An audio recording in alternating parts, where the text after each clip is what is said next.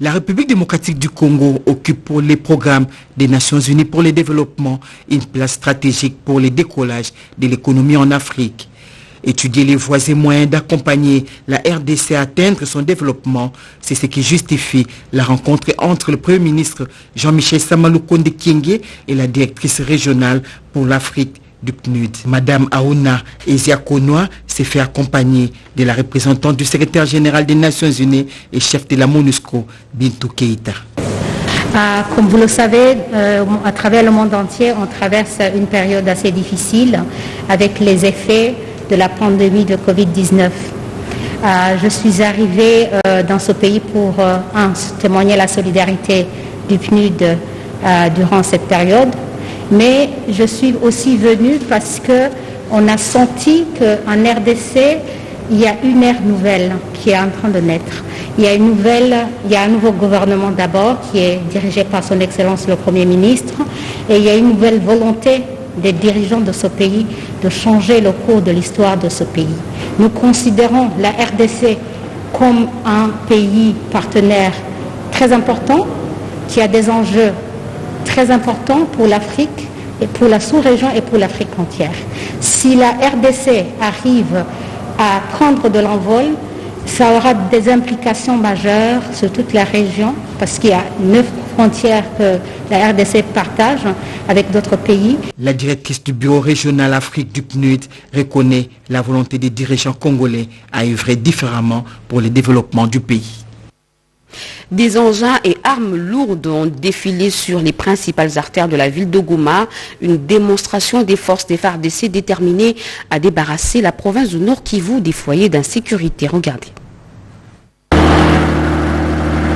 Des engins lourds, auto-blindés, chars à canons, des véhicules blindés et autres armes lourdes étaient visibles sur les principales artères de la ville de Goma et territoire de Nyiragongo.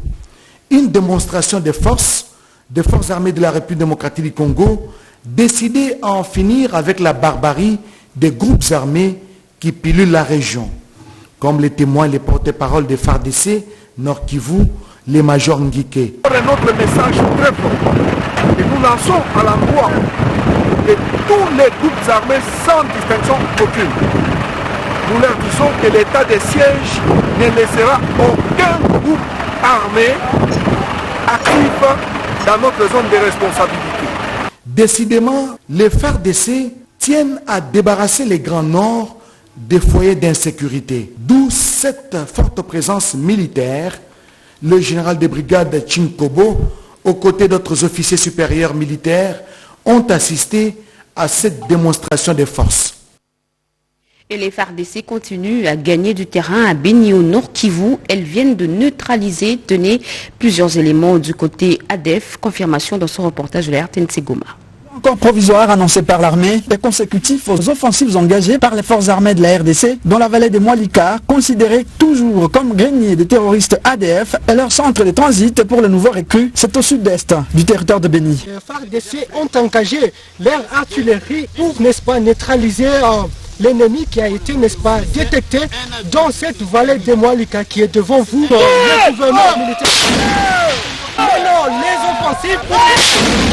Ce pilonnage vise les objectifs ennemis repérés en profondeur de la vallée des Moalika, presque dans le parc national des Virunga. Des opérations militaires costauds, dénommées Mayangos 2, menées dans le cadre de l'état de siège, commandé par le lieutenant-général Constant Dima, gouverneur du Nord Kivu, s'appuyant sur l'un de ses bras séculiers, le général de brigade Bertin Poutela, commandant secteur opérationnel Grand Nord, Soukola 1, présent lui-même sur le théâtre. Le bombardement par l'aviation intervenu dimanche a laissé place à l'artillerie lourde et l'avancée des troupes au sol, dont une unité spéciale et l'infanterie, lundi, mardi et mercredi, infligeant d'énormes pertes dans le camp ennemi, rapporte le lieutenant Anthony Malouchaï, porte-parole de l'armée dans la région. Votre armée a pris la décision de bombarder ces bastions. C'était le dimanche soir que nous avons commencé à pilonner sur les positions ADF et nous avons engagé nos troupes d'infanterie pour aller maintenant anéantir définitivement les rescapés ou d'autres blessés qui étaient sur la E1 et 2. Nos troupes sont entrées nuitamment, ils ont opéré et aujourd'hui j'ai l'honneur de vous annoncer le corps vu 45 ADF neutralisés. D'après l'armée, ces bastions bombardés étaient bien stratégiques car à partir desquels l'ennemi planifiait de nouveaux assauts dans le tout prochain jour contre les grandes agglomérations de la région, dont la ville de Béni qui était déjà dans les viseurs. Des bandits à main armée dans le filet de services de sécurité à Bunia. Nous sommes en Ituri. Ces hors-la-loi ont été trouvés avec des armes et munitions. Ils ont été présentés au vice-gouverneur de l'Ituri. C'est un reportage de la RTNC Bunia. C'est une prouesse de plus à retenir à l'actif de l'état de siège en Ituri. 8 présumés criminels, auteurs de plusieurs exactions sur la population civile à Bunia, appréhendés par les forces de défense et de sécurité avec 3 armes, ont été présentés aux autorités provinciales par la police nationale congolaise. Un certain nombre de délinquants très dangereux, composés de voleurs à main armée, assassins, kidnappeurs et spécialisés en vol, viol et tuerie. Ce même groupe avait exterminé toute une famille au quartier OO, où M. Albert, mécanicien de son état, sa femme et leur enfant. Un joli coup de filet salué par le vice-gouverneur de province, le commissaire divisionnaire Alonga Boni Benjamin, qui a par la même occasion demandé à la population de continuer à collaborer avec les services de sécurité et de défense afin de dénicher d'autres criminels qui sont parmi nous. Et j'encourage la population ici présente de collaborer étroitement avec la police pour mettre hors d'état de nuire pareils inciviques. Et j'exhorte la police encore de faire mieux et aller davantage. Signalons que, depuis la mise en œuvre de l'état de siège en Ituri, sous le commandement du lieutenant général Luboyanka Chamadjoni, la criminalité dans la ville de Bunia et ses environs diminue de plus en plus. À Kinshasa, les réponses du vice-ministre de l'Intérieur aux honorables députés de la Commission Justice et Sécurité semblent avoir étanché leur soif. L'idée est de s'assurer de la bonne gestion de l'état de siège dans les provinces du Nord Kivu et de l'Ituri. José Baïtouambo, reportage. Après 48 heures demandées par le vice-ministre de l'Intérieur, Sécurité, Décentralisation et Affaires coutumières pour répondre aux préoccupations de députés nationaux, membres de la Commission Défense et Sécurité de l'Assemblée nationale sur l'évaluation à mi-parcours de l'état de siège, le jeudi 12 août, le professeur Dr Jean-Claude Molipe Mandongo, représentant le vice-premier ministre en charge de l'Intérieur, Maître Daniel Asselo Kitoakoy, est revenu à la commission pour des éclaircissements aux préoccupations soulevées par les élus nationaux. Vous devez savoir que notre gouvernement est redevable vis-à-vis de la population. Les actions que nous sommes en train de mener dans le cadre du gouvernement, nous devons rendre compte. C'est pourquoi nous sommes aujourd'hui devant la commission Défense et Sécurité de l'Assemblée nationale pour rendre compte. Les réponses ont été non seulement claires et précises, mais aussi convaincantes, a précisé l'honorable Bertin Mobozi, président de la commission Défense et Sécurité. Nous avons senti la volonté pour tout le monde de terminer ce problème d'insécurité à l'Est. Les gouvernements de la République sollicitent la prorogation de l'état de siège dans les provinces de l'Ituri et Nord Kivu pour consolider les acquis des autorités militaires et policières sur terrain. La promotion des droits de la femme, une condition incontournable pour la construction de la paix pendant la période de l'état de siège. Ce thème sera exploité au cours de la table ronde du programme Mwasi Makoki, organisé par le ministère du Genre, Famille et Enfants, Rodépanda. Présidé par la ministre du Genre, Famille et Enfants, Gisèle Ndaya Luseba, cette table ronde du programme appelée Mwasi Makoki sous le thème La promotion des droits de la femme, une condition sine qua non pour la construction de la paix pendant l'état de siège, vise à améliorer l'environnement politique légal propice pour la promotion des droits et l'accès aux soins de santé, de la reproduction, des qualités pour la femme et la jeune fille congolaise. Mon ministère entend donc sensibiliser sur la santé de la reproduction, vulgariser les lois sur le statut juridique de la femme, réduire sensiblement les violences basées sur le genre, améliorer l'accès des femmes au secteur politique. Organisé avec l'appui financier et technique de IPAS, Cette rencontre a connu la participation de plusieurs acteurs, dont les engagés dans la défense et la promotion des droits de la femme, les leaders d'opinion, mais aussi les autorités du Nord Kivu. Pour le directeur pays de IPAS, les mécanismes à mettre en place sont proposés par le gouvernement. Aujourd'hui, nous parlons d'autonomisation de la femme, nous parlons de droits de la femme, mais il est très important de revenir sur le fait que la femme, elle est en même temps la source de la vie, mais en même temps, elle est le soutien important pour toutes les communautés. Cette table ronde a permis aux participants, principalement les leaders d'opinion de la ville de Goma, à bien être informés sur le protocole de Maputo. Et depuis le meurtre d'un Congolais en Inde, des scènes de pillage sont devenues fréquentes à Kinshasa. Des magasins de sujets indiens sont mis à sac par des Quinois sans crier gare. La police nationale congolaise monte au créneau et met en garde ces pilleurs qui veulent faire revivre le pays, la situation des années 90. On écoute le colonel Pirou Mwanamputu, porte-parole de la PNC au micro de Jules Mbukashita. Perturbation de l'ordre public qui vient d'être évoquée. La police nationale congolaise tient à rappeler à sa jeunesse sur les conséquences néfastes de la destruction de notre tissu économique dû aux tristes événements des pillages de 1991 et de 1992 et dont le pays a du mal de s'en remettre jusqu'à ce jour. À ce jour, il est établi que le règlement des différends internationaux entre États se font par des moyens pacifiques, de telle manière que la paix et la sécurité internationale ainsi que la justice ne puissent pas être mises en danger.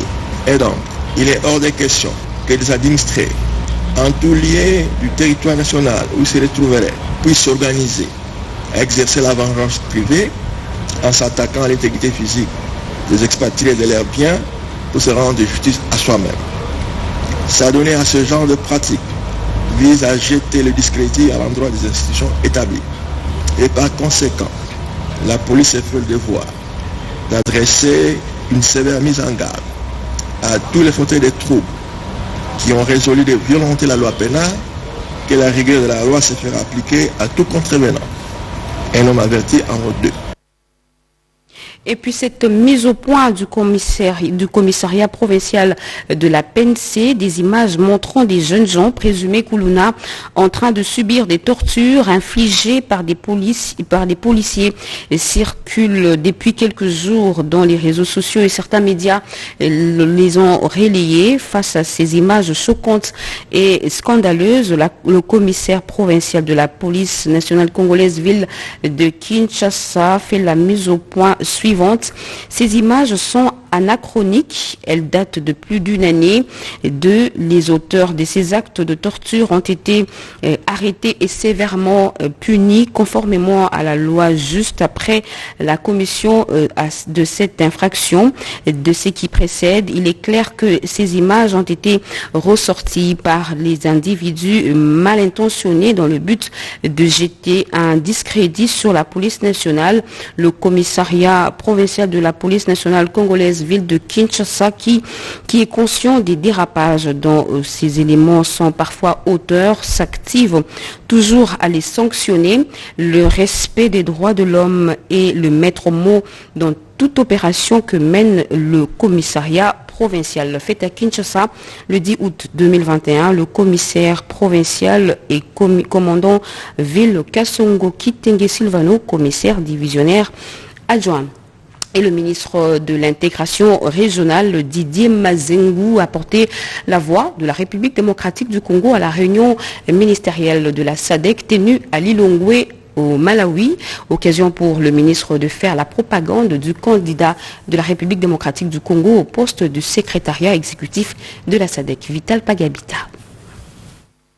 Lilongwe, capitale de Malawi, va abriter la session ordinaire de la SADC du 17 au 18 août 2021. Ce sommet de chefs d'État et de gouvernement gravitera autour du thème « Accroître les capacités de production face à la pandémie Covid-19 en vue de mener des réformes économiques et industrielles au sein des pays membres de la SADC ». Au-delà de ce thème, il sera question d'élire un nouveau secrétaire de la SADC. Cette grand-messe est précédée justement de la réunion ministérielle Du 13 au 14 août 2021, la délégation congolaise est conduite par le ministre de l'intégration régionale, Didier Mazenga Mukanzu, qui a battu campagne pendant près de 3 semaines, dont 16 pays sur les 17 que compte la SADC, Communauté de développement d'Afrique australe, en faveur du candidat de la RDC au poste de secrétaire exécutif de la SADC, en la personne du professeur Faustin Luanga Mukela, ancien haut fonctionnaire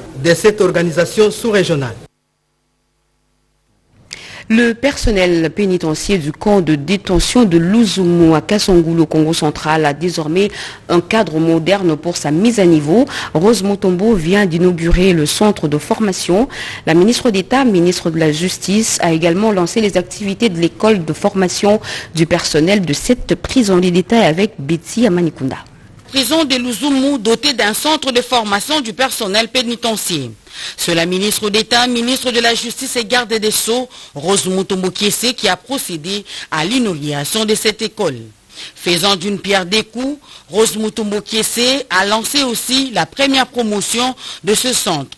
50 stagiaires, dont 15 femmes, font partie de ce premier lot. La garde des Sceaux les a exhortés à privilégier le professionnalisme et l'abnégation. L'activité de ce jour est un signal fort de l'engagement du gouvernement de la République démocratique du Congo dans une dynamique de modernisation de l'administration pénitentiaire. Ce centre permettra d'accroître les capacités de notre administration pénitentiaire pour faciliter ses actions. Les délégués du représentant du secrétaire général de l'ONU en RDC a loué la construction de cette école moderne de proximité au camp de détention de Luzumu, un choix judiciaire pour la conversion professionnelle de ces stagiaires. Le choix des autorités du ministère de la Justice de construire cette école à proximité du centre de détention de Luzumu, un choix très judicieux qui facilitera l'immersion des stagiaires dans le métier. L'ouverture de cette école de formation rentre dans le cadre de la réforme de la justice, une volonté exprimée par le chef de l'État dans sa vision d'une justice réellement au service de la population. Dans quelles conditions travaille le personnel de l'entreprise Kamoa Coopera Kolwezi? Eh bien, la ministre d'État en charge du portefeuille est descendue sur le lieu pour palper les réalités du terrain. Angèle Mabela Landou et Eli Tumba.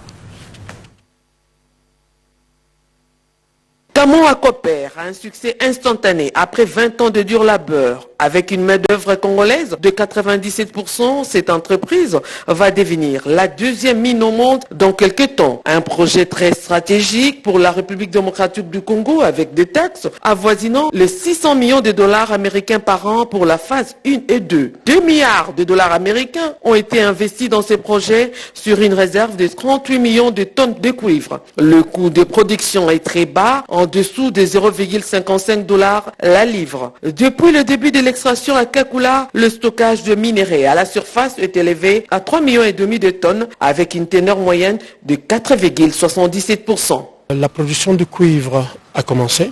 D'ici quelques années, vous allez voir les effets d'entraînement sur l'économie de la province et sur l'économie du pays. Parce que une entreprise qui entre en production, qui produit un tel tonnage, le tonnage aujourd'hui est à 200 000 tonnes de cuivre contenu en concentré et dès juillet de l'année prochaine, nous passerons à 400 000 tonnes de cuivre contenu en concentré et dans 5 ans, 800 000 tonnes. Le gouvernement de la République démocratique du Congo, avec ses 20% de part dans Kamoa Coopera, veille sur ses intérêts, non seulement pour le bien-être de la population de la province de Lualaba, mais aussi pour la nation entière. Depuis Kolwezi, Eli Tumba, Angèle Mabela Landou pour la radio-télévision nationale congolaise.